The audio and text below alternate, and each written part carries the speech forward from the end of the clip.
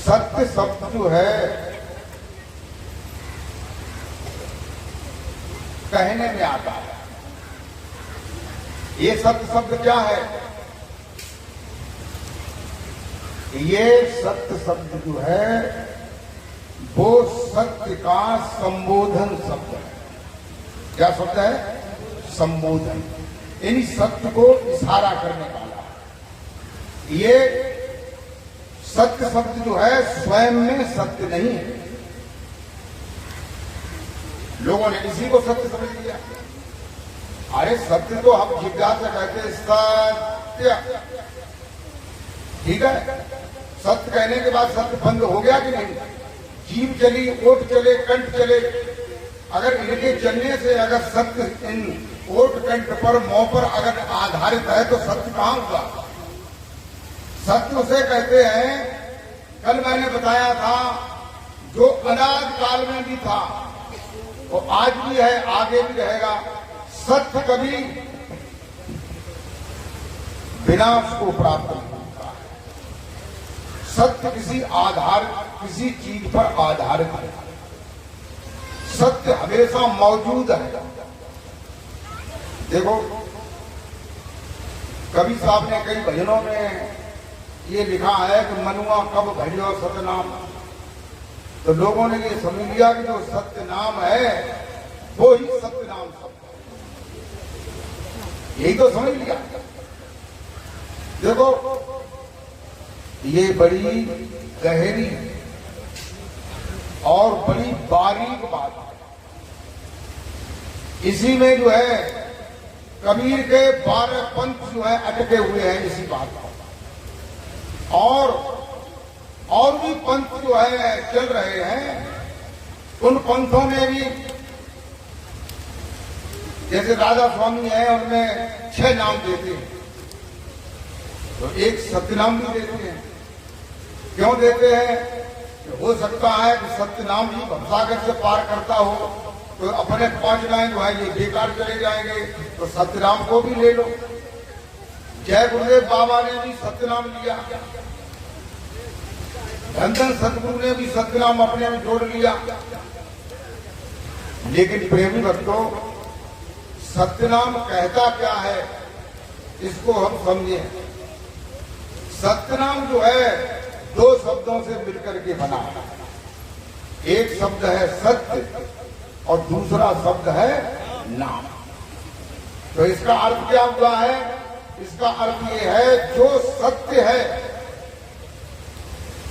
उस नाम को जानो।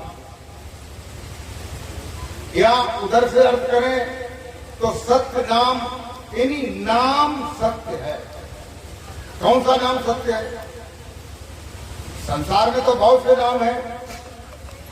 कहते हैं कोट नाम संसार में, कोई कवि साहब कहते हैं कोट नाम संसार में ताते कछु न हो। कबीर कहते हैं कि जो संसार में करोड़ों नाम हैं उनसे कुछ नहीं होगा। बिल्कुल इनकार कर दिया। कोट नाम संसार में ताते कछु न हो, आज नाम सो गुप्त है।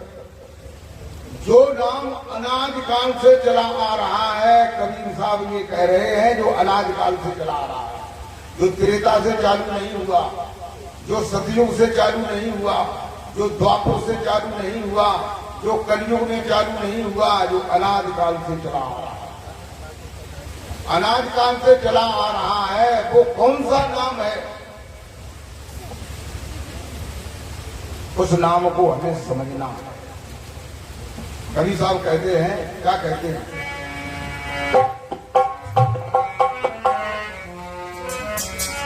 कि एक नाम गुरुदेव को हरिता का अनंत विचार। एक नाम गुरुदेव को हरिता का अनंत विचार। एक नाम गुरुदेव को ताका अनंत विचार।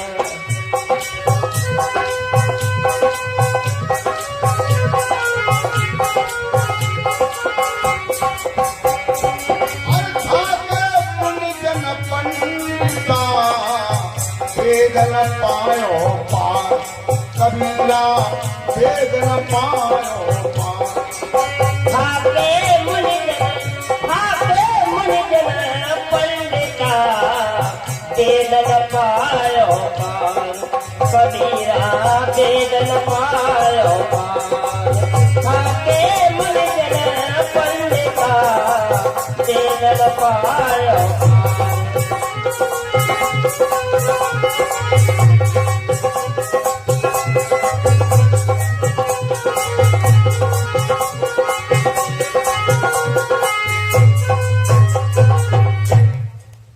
मेरे भगवत बंधुओं, कबीर साहब कहते हैं कि एक नाम गुरुदेव का, गुरु महाराज जी का एक ऐसा नाम है, उस पर जो है अनंत विचार किया गया है। और फिर भी कहते हैं थाके मुनिजन पंडिता वेदन पायो पार। मुनि ऋषि पंडित माने विद्वान जन वो भी हार गए हैं, फिर भी इसका पार नहीं पा पाया है कि वो एक नाम कौन सा है। बोल जयकारा बोल मेरे श्री गुरु महाराज की जय। कोई तो ये समझते हैं कि वो एक नाम ओम है, कोई तो ये समझते हैं कि वो एक नाम राम है, कोई तो ये समझते हैं कि वो एक नाम कृष्ण है, कोई तो ये समझते हैं कि वो एक नाम परमात्मा है। देखो जितने भी नाम हैं, अभी कवि साहब ने बताया कि कोटि नाम संसार में करोड़ों नाम है उस परमात्मा के, लेकिन जो नाम अनाद काल से चला आ रहा है और अनंत तक रहता है और तुम्हारे अंदर भी है बाहर भी है, ऐसा कौन सा नाम है जो तुम्हारे अंदर में है और बाहर भी है? बाहर भी मंडरा रहा है, बता रहा है कि मैं यहां हूं, मुझे देखो। देखो संतों ने बताया है, कुदरती काबे की तू मेहराब में सुन गौर से। देखो ये शरीर जो है, ये जो शरीर है वो क्या है? लोग बाहर ईंट पत्थर सीमेंट मसाले से मंदिर बनाते हैं, मस्जिद बनाते हैं, गिरजाघर बनाते हैं, बुद्ध स्तूप बनाते हैं, मस्जिद बनाते हैं कि नहीं ईंट पत्थर से, और स्वयं ही उसमें भगवान को बना करके पत्थर से या कागज से या सीमेंट से बना करके भगवान को बिठा देते हैं, फिर पूजा करते हैं। लेकिन तुलसी साहब कहते हैं हाथरस वाले कि कुदरती काबे की तू मेहराब में सुन गौर से। ये जो शरीर है ये कुदरती काबा है। क्या है? काबा। काबा का मतलब जिसमें खुदा रहता है। अब देखो ये उनकी भाषा की बात थी, तुम ये कह सकते हो ये कुदरती मंदिर है, इसमें भगवान विराजमान है। कोई कह सकता है कि ये कुदरती बुद्ध स्तूप है जिसमें बुद्ध बैठे हुए हैं। कोई भी अपनी भाषा में जिनको जो मानता है उनको कह सकता है, लेकिन ये कहते हैं तुलसी साहब के कुदरती काबे की तू मेहराब में सुन गौर से। इसकी मेहराब माने इसके अंतर में अंतस्थल में जाकर के गौर से सुन। कैसे सुन? गौर। आ रही धुर से सदा, जो मैंने अभी ये बताया था कि वह नाम तुम्हारे अंदर में भी है और बाहर भी है। तो जो बाहर है आ रही धुर से सदा, धुर कहां है? जैसे कोई लोग नहीं जानते हैं तो मैं थोड़ा सा बता रहा हूं। कहते हैं कि तुम्हारी ये पृथ्वी है, इस पृथ्वी से भी नीचे भी बहुत से लोग हैं, जिन्हें तल अतल वितल तलातल रसातल महातल पाताल कहते हैं, और भी लोग हैं इर्द गिर्द में। ये पृथ्वी कहीं रखी हुई नहीं है, पहले लोगों ने बता दिया तो हम उसी को समझ गए कि पहले लोगों ने बताया कि पृथ्वी जो है गाय के सींग पर रखी हुई है, ये भागवत में लिखी है, ऐसा बताया। पृथ्वी कहां रखी है? गाय के सींग पर। गाय कहां है? शेषनाग के फन पर। गाय जो है शेषनाग के फन पर खड़ी है, और शेषनाग कहां है? कछुआ की पीठ पर। और कछुआ कहां है? क्षीर सागर में। और क्षीर सागर कहां है? पृथ्वी पर, तुम्हारे हृदय में। और हृदय कहां है? शरीर में। और शरीर कहां है? पृथ्वी पर। और पृथ्वी कहां है? गैया के सींग पे है।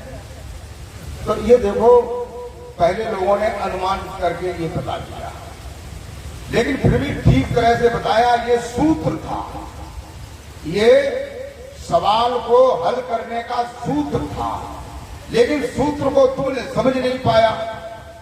तुमने ये बता दिया कि पृथ्वी गैया के सींग पर है। अरे गैया इतनी बड़ी होगी कि उसके सींग पर पृथ्वी आ जाएगी? अरे सींग तो नुकीला होता है, मिट्टी के बड़े डेले को भी रखो तो फूट जाएगा।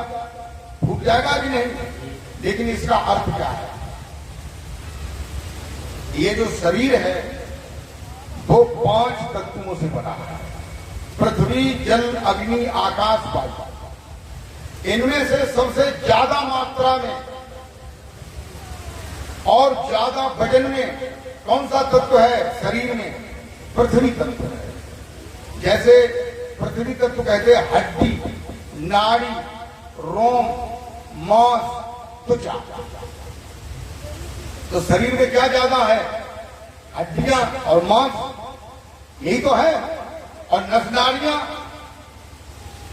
तो ये इनका ही तो सब वजन है। फिर हवा में कोई वजन है?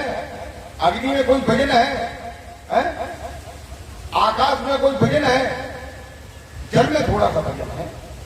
तो देखो, इसलिए ये कह दिया है, ये पूरा शरीर जो पृथ्वी तत्व इसमें प्रधान है, ये किस पे टिका हुआ है? ये टिका हुआ है गो पर। किस पर टिका है? गो पर। किस पर टिका है? गो पर। गो माने इंद्रियां। कल मैंने बताया था सत्संग में, गो माने क्या है? इंद्रियां, यानी 5 कर्मेंद्री और 5 ज्ञानेंद्री। कर्मेंद्री कहिए हाथ, पैर, मुख, निन, गुदा। ज्ञानेंद्री कहिए आंख, नाक, कान, जिह्वा, त्वचा। तो ये पूरा शरीर जो है इंद्रियों पर टिका हुआ है। इंद्रियां कहिए गो। गो माने इंद्रियां होती हैं, गो माने गाय भी होता है। गाय, गो माने गाय नहीं होता, गौ माने गाय होता है। और गाय कहां टिकी है? शेषनाग के फन पर। आप लोग गौर से समझना। और ये शेषनाग क्या है? ये नासिका के 2 छिद्र हैं, यहां से लेकर के अंदर को श्वास जाती है, अंदर सुषुम्ना नाड़ी मिलती है, मोटी मोटी जो नाभि तक जाती है, उसमें श्वास जाती है और आती है। आती है कि नहीं? तो ये शेषनाग है। शेष माने खाली ग्रह, शेष माने खाली आकाश, नाग माने नाग के आकार की नाड़ी, जो ऐसी नाड़ी है, इस पर इंद्रियां टिकी हैं। इंद्रियों पर शरीर टिका हुआ है। टिका कि नहीं? अगर ये श्वास बंद हो जाए तो इंद्रियां काम करेंगी? नहीं करेंगी। और जब इंद्रियां काम नहीं करेंगी तो शरीर काम करेगा? शरीर भी काम करेगा। और ये शेषनाग कहां टिका है? शेषनाग जो है कछुआ पर टिका हुआ है। कछुआ क्या है? ये कंठ के नीचे जो गड्ढा सा है, इसको कच्छपका नाड़ी बोलते हैं।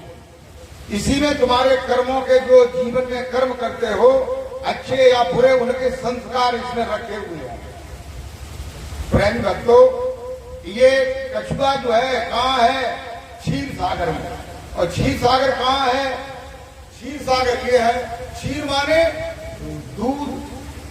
तो ये जो है यहाँ पर जितने भी लोग बैठे हैं, इन्होंने इस क्षीर सागर से दूध पिया है कि नहीं पिया है? नहीं पिया, पिया।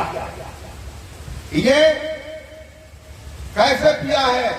ये भगवान विष्णु की कृपा से, क्योंकि वो ही सृष्टि के पालन करता है। तो बच्चा जो है पेट में है, अभी निकला नहीं, निकलने वाला है कुछ टाइम में, और दूध जो है यहाँ पर आ गया इस दिनों में उसके पीने के लिए। तो कहते हैं कि ये शेष नाम क्षीर सागर में है, और क्षीर सागर पृथ्वी पर है, शरीर पर, और शरीर पृथ्वी का महान अंश है। तो इसलिए जो है ये पृथ्वी कहां टिकी हुई है? देखो, जैसे सूरज चमक रहा है, चंद्रमा चमक रहा है, वहां कोई धरती है जिसमें वो बैठ टिका हुआ है? नहीं टिका है। ये ब्रह्मांड है, इसमें कल मैंने बताया था 16 सूरज है एक ब्रह्मांड में, 68 चंद्रमा है। चंद्रमा कितने हैं? 68 चंद्रमा है। तुम्हें एक चंद्रमा दिखाई दे रहा है। ये ब्रह्मांड बहुत बड़ा है, इसमें गगन गंगा है, उसमें अरबों ग्रह हैं। जो गगन गंगा है, गगन गंगा जानते हैं आप लोग? अब ये क्वार के महीने में और कार्तिक में दिखाई देगा रात को। गगन गंगा का मतलब है आकाश में जो ग्रह उपग्रहों का एक घना लाइनदार, एक शानदार चमकता हुआ दृश्य है, वो गगन गंगा है, जिसमें अरबों ग्रह हैं, जिसमें सैकड़ों पृथ्वी हैं, हजारों सूरज हैं, हजारों चंद्रमा हैं। ये सब एक गगन गंगा में। ऐसे अनगिन ब्रह्मांड है जिनकी कोई गिनती नहीं है। इनको कौन धारण किए हुए हैं? क्या गाय के सींग पर टिके हुए हैं सब? ये परमात्मा के बायपास में सब टिके हुए हैं। परमात्मा के किसमें?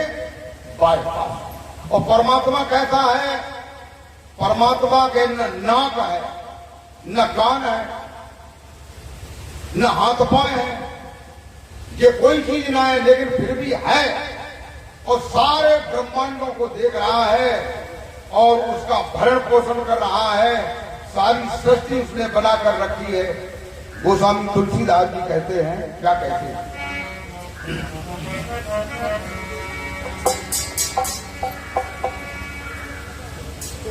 कि बिनी पग चल है सुने बिनी काना, और कर बिन कर्म कर बिन पग चले सुने बिन काना, और बिन कर्म करे बिन नाना। बिन पग चले सुने बिन काना, और बिन कर्म करे बिन नाना।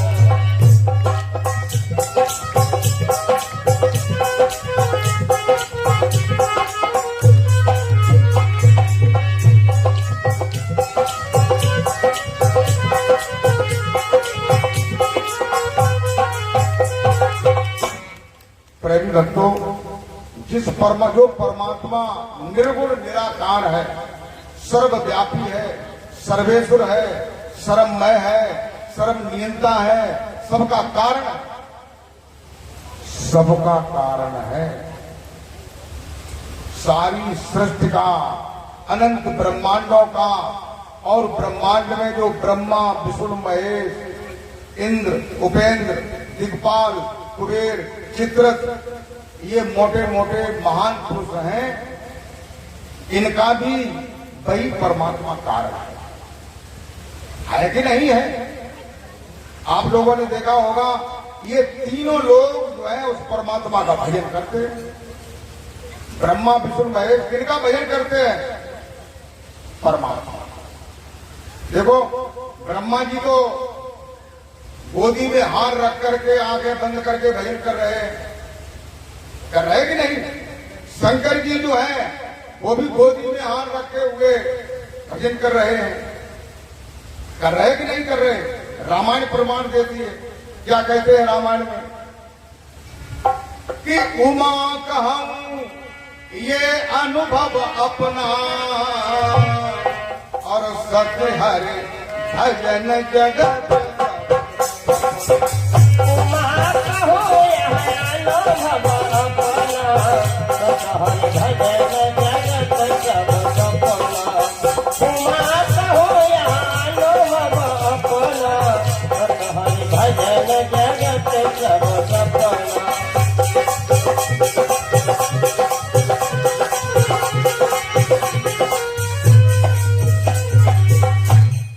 प्रेमी भक्तों, भगवान शंकर जी स्वयं बता रहे हैं। क्या बता रहे हैं? कि हे उमा, मैं अपना अनुभव बता रहा हूं। अगर संसार में कोई चीज सत्य है तो भगवान का भजन है। ये शंकर जी कह रहे हैं। और हम शंकर जी की पूजा में लगे दनादन दय दनादन दय दनादन, और ये समझ नहीं रहे कि देखने की पूजा कर रहे हैं। इन उनसे भी आगे कोई है, वो परमात्मा है। और भगवान विष्णु जो है वो भी भजन कर रहे हैं। वो कैसे कर रहे हैं? वो ऐसे लिए लेटे हुए हैं। किसी भी आसन पर भजन कर सकते हो। तो प्रेमी भक्तों, ये विभूतियां भी भजन कर रही हैं। और ये एक ब्रह्मांड में है, ऐसे दूसरे ब्रह्मांड में भी ये ब्रह्मा विष्णु महेश है। ऐसे तीसरे चौथे हजारों और बहुत से ब्रह्मांड हैं जिनमें सब में ब्रह्मा विष्णु महेश हैं। ये महान कर्मचारी है। ब्रह्मा जो है वो सृष्टि करता है, विष्णु जो है वो सृष्टि के पालन करता है, शंकर जी जो है वो सृष्टि के संहार करता है। ऐसे ये हर ब्रह्मांडों में है। और इन सबको वह परमात्मा ही गाइड कर रहा है, जो निर्गुण निराकार है, जो सर्वव्यापी है, सर्वेश्वर है, सर्वमय है, सर्वनियंता है, सबका कारण है। और कहते हैं तुलसीदास जी, क्या कहते हैं? आनन रहत सकल रस भोगी, और बिनु बाणी बता भड़कियो।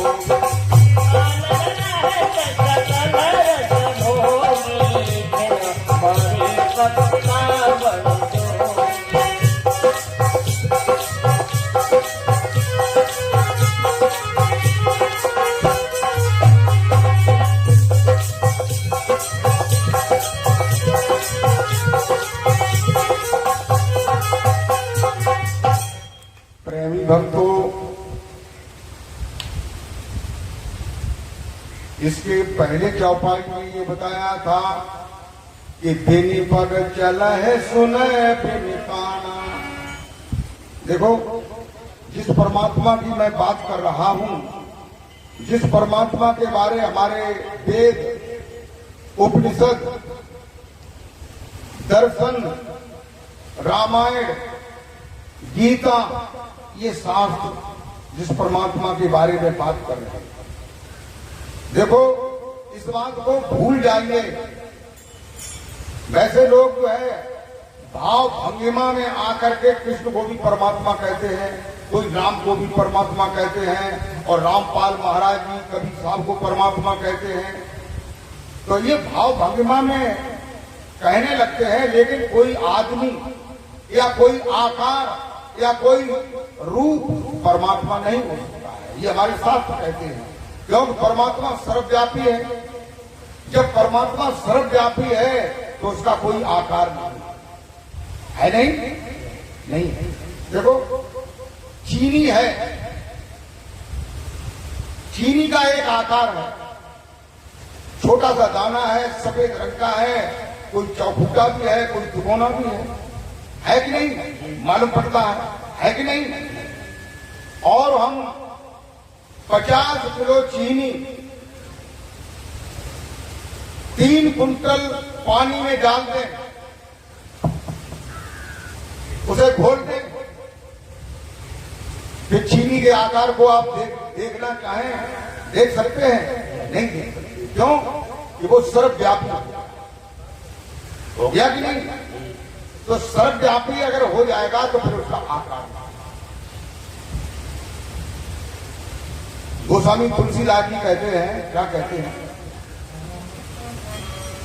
कि हरि व्यापक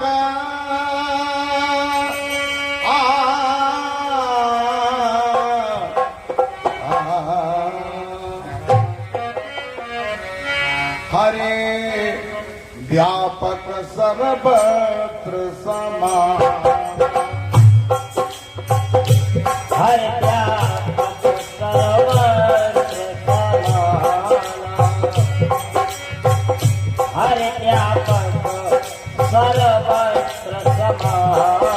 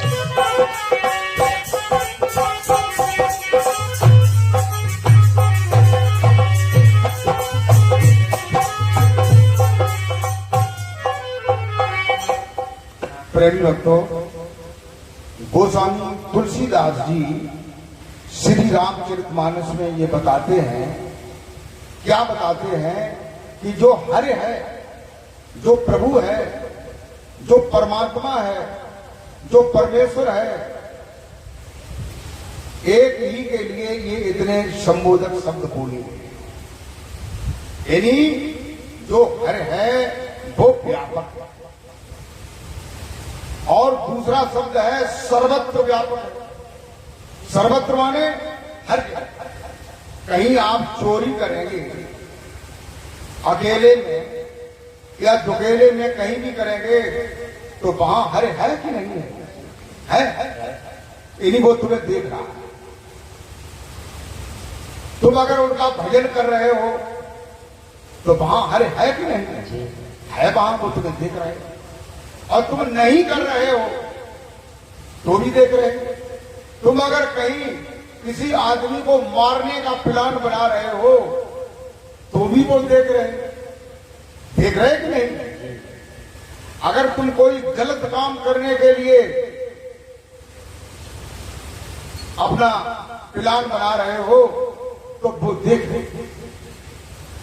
यानी उनसे आप बच नहीं सकते, वो तुम्हें हर जगह तुम्हें देख रहा है। प्रेम के प्रकट हो तो हम जाना। यानी वह कैसे प्रकट होते हैं? प्रेम से प्रकट होते हैं। कितने देर के लिए?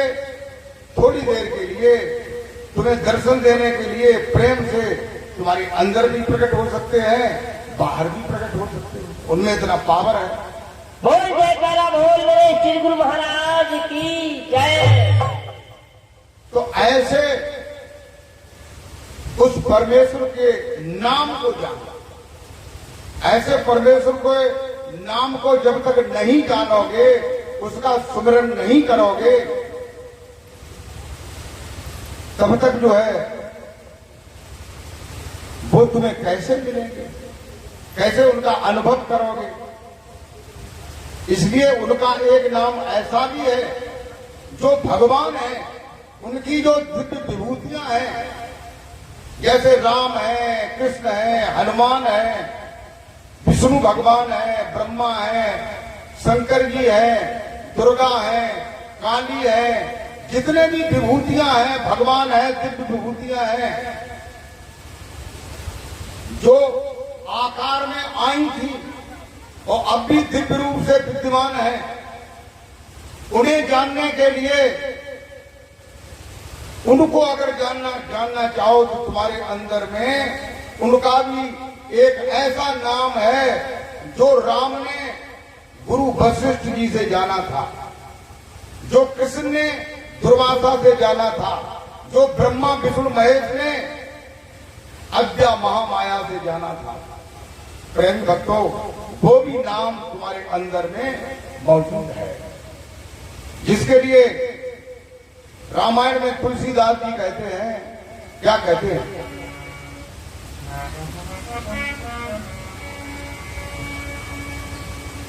कि जासु नाम सुमिरत एक बारा और उतर है नर भव सिंधु अब।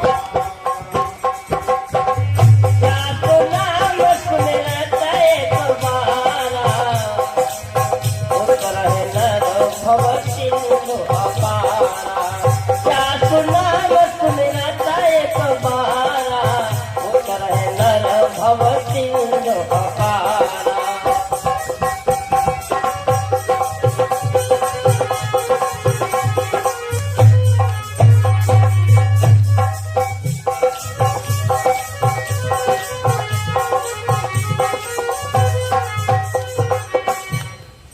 प्रेमी भक्तों, ये चौपाई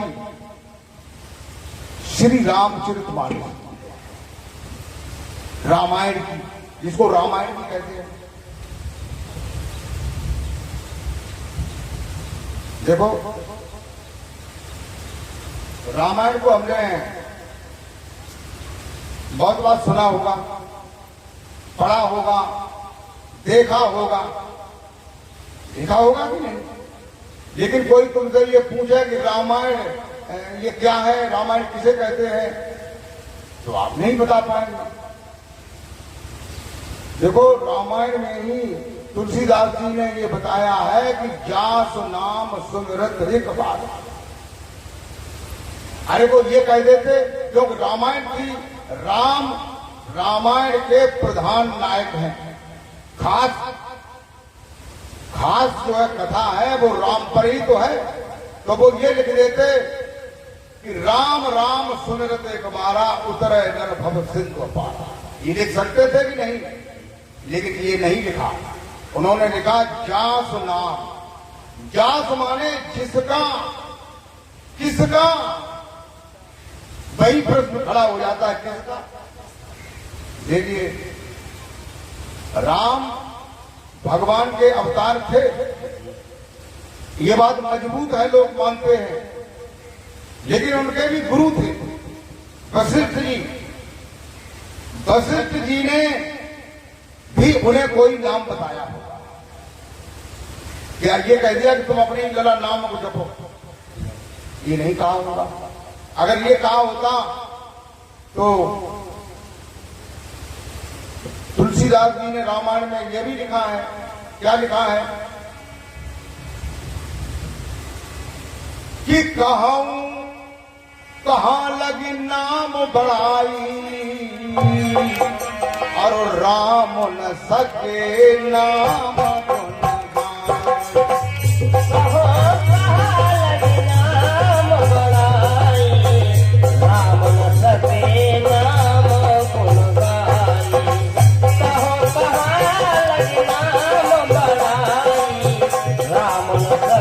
नाम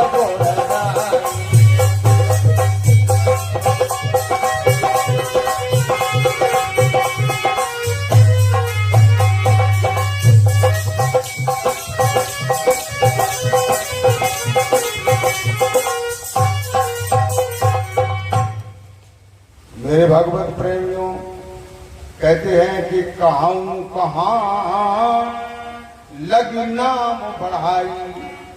कहते हैं कि मैं नाम की प्रशंसा को कहां तक कहूं। भगवान राम स्वयं अपने मुखारबिंद से ये उन्होंने कहा कि नाम की बढ़ाई मैं कहां तक कहूं। इसकी प्रशंसा करते करते कितनी भी प्रशंसा की जाए फिर भी उसकी प्रशंसा कम है। तो इसका मतलब क्या है कि वो भी नाम की महिमा को जानते थे, उस नाम को उन्होंने भी सुमिरन किया था। प्रेमी भक्तों, वो कौन सा नाम है जिसके लिए कहते हैं कि एक बार सुमिरन करो तो भवसागर से पार हो जाओगे। एक बार, केवल एक बार सुमिरन करो तो भवसागर से पार हो जाओगे। वो कौन सा नाम है और पार क्या है? कुछ लोग नाम नए भाई हैं वे सोचे कि अब तो कितने कर चुके हैं, तो बिना के अहंकार हो जाए सो बताए दे में बात। बार कहते हैं, एक तो बार माने ये बाल जो है ये होता है बार, इन्हें को भी बार कहते हैं। एक बार दिन को भी कहते हैं, जैसे रविवार, सोमवार, मंगलवार, बुधवार, बृहस्पतिवार, शुक्रवार, शनिवार, फिर रविवार, इनको भी बार कहते हैं। लेकिन बार का ये अर्थ नहीं है। फिर एक बार उसे कहते हैं बार माने चोट करना, बार माने घात करना, बार माने यानी बार का मतलब जो है घात करना, चोट करना भी होता है, लेकिन ये भी नहीं है। बार माने क्या है? बार माने लंघना भी होता है। लंघना माने लांघना, यानी किसी कक्षा से दूसरी कक्षा में जाना, यानी पिंड से ब्रह्मांड में जाना। शरीर में जो पिंड है, इस पिंड में शब्द हो रहा है, जो श्वासों को चला रहा है, जो शब्द हो रहा है, उस शब्द में श्रुति को जोड़ने से एक बार ये स्थिति होगी। कौन सी स्थिति होगी? जैसे एक स्थिति ये है कि हम जग रहे हैं, है ना? ये स्थिति है कि नहीं? आप जग रहे तो आप संसार को देख रहे हैं, अपने घर को, मकान को, बच्चों को, संसार को देख रहे हैं। एक स्थिति है।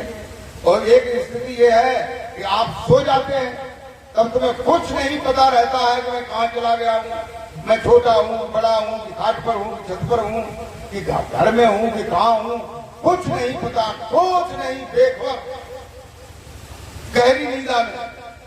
तो एक ये अवस्था है, एक जगने की अवस्था है, एक सोने की अवस्था है। एक तीसरी अवस्था कौन सी है? स्वप्न देखने की अवस्था, कि हम स्वप्न देखने लगते हैं, स्वप्न में संसार देखने लगते हैं और बहुत चीजें देखने लगते हैं जो हम सोचते रहते हैं, उनको देखते हैं। और कभी कभी ऐसा भी देखते हैं जो हमने सोचा नहीं, देखा नहीं, विचार नहीं किया, उसको भी देखते हैं। तो वो कब का समय है? तुम्हारे पिछले जन्मों के समय है। और चौथी अवस्था कौन सी है? जब हम नाम में अपनी सुर्ती को लगाते हैं और लगाए लगाए लगाए लगाए लगाए लगाए संसार को भूल जाते हैं, शरीर को भूल जाते हैं, कुछ नहीं पता रहता है, केवल नाम का ही पता रहता है। फिर नाम जो है, सुरती नाम में मिलकर के पिंड से जब ब्रह्मांड में जाती है, उसे बार कहते हैं। क्या कहते हैं? बार। बोल जयकारा बोल मेरे श्री गुरु महाराज की जय। जास नाम सुमिरत एक बार, जिस नाम को सुनते सुनते एक बार हो जाए, आप पिंड से ब्रह्मांड में पहुंच जाए, तो आप भवसागर से पार हो जाएंगे। बोल जयकारा बोल मेरे श्री गुरु महाराज की जय। लेकिन ये होगा कब? जब आपको वो नाम मिले जो अनाद काल से चला आ रहा है, वो नाम मिले, और जो तुम्हारे अंदर में रमण कर रहा है, तुम्हारे शरीर को चला रहा है, वो नाम मिले, और तब सुमिरन करते करते उसमें पार हो, तब ये स्थिति प्राप्त हो। देखो अभी मैंने पीछे रामायण की बात कही, तो रामायण किसे कहते हैं? रामायण शब्द देखो कोई शब्द है या वैज्ञानिक लोग किसी का परीक्षण करते हैं किसी भी चीज का, तो उसको तोड़ते हैं, उसको तोड़ते हैं, फोड़ते हैं, बिगाड़ते हैं, तब उसका परीक्षण करते हैं। तो इस रामायण शब्द को हम तोड़ेंगे तो इसमें दो शब्द प्राप्त होगा। कौन से दो शब्द होंगे? एक शब्द होगा राम और दूसरा शब्द होगा ऐण। ऐण, राम ऐण रामायण होगा कि नहीं? तो दोनों मिलकर के हो जाते हैं रामायण। ठीक है, तो रामायण का क्या अर्थ है? ऐण माने क्या है? ऐण माने होता है, एक ऐण माने होता है शीशा, मुख देखने वाला, एक ये अर्थ। और एक ऐण माने क्या होता है? एक ऐण माने पक्ष होता है। जैसे वर्ष के दो पक्ष होते हैं, उत्तरायण दक्षिण आयन, उत्तरायण दक्षिण होते हैं। और एक आयन माने होता है घर। क्या होता है? घर। एक आयन माने क्या होता है? घर। यानी रामायण का मतलब ये है राम का घर। और राम का घर कहां है? रामायण में है। कहां है? तुम्हारे शरीर में, हृदय में राम का घर है। बताओ, राम को घर तुम्हारे शरीर में और राम तुम्हारे शरीर में, कृष्ण तुम्हारे शरीर में, सब चीजें तुम्हारे शरीर में, पूरा ब्रह्मांड तुम्हारे शरीर में, और तुम बार बार मतलब भूल रहे और वो बिल्कुल बड़ी परेशान हो। और क्या करो जाए?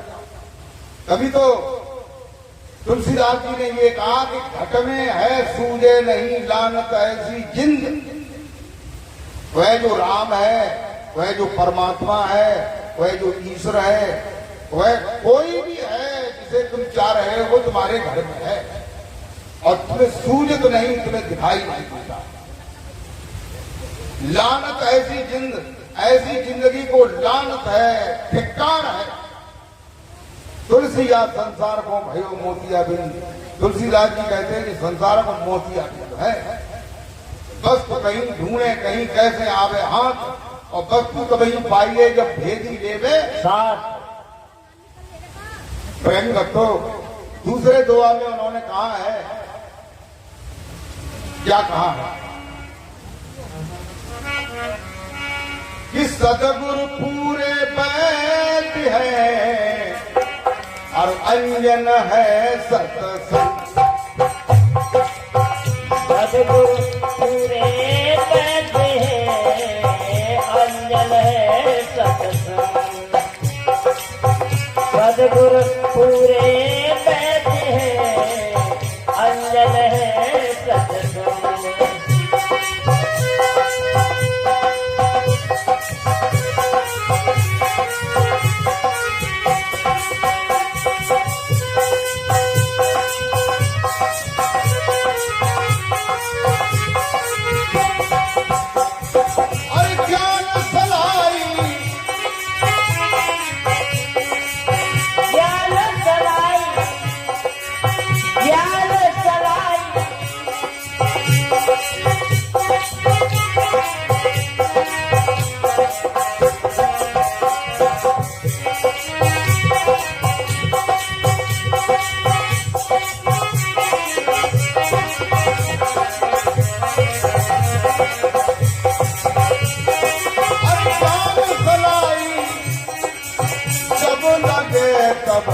कटे मोतिया तुलसिया कटत मोतिया ज्ञान चलाई जब लगे सब कटे मोतिया बिन। तुलसिया कटे मोतिया बिन। ज्ञान चलाई जब लगे सब कटे मोतिया बिन।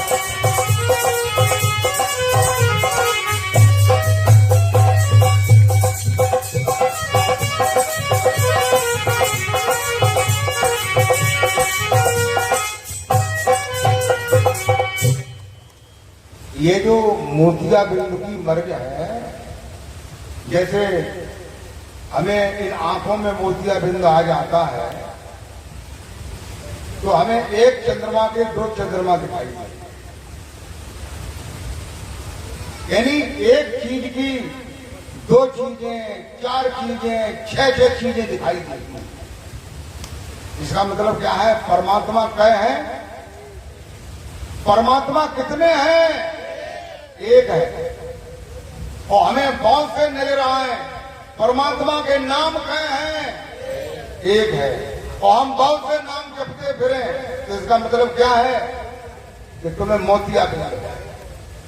क्यों? नाम एक है, जब परमात्मा एक है तो तुम्हें मोतिया बिंदु है। इसलिए जब सदगुरु मिल जाएंगे तो मोतिया बिंदु खत्म हो जाएगा, और जब मोतिया बिंदु खत्म हो जाएगा तो एक नाम दर्शेगा, एक परमात्मा नजर आएगा। अब मैं आप लोगों को एक छोटा सा भजन सुना रहा हूं।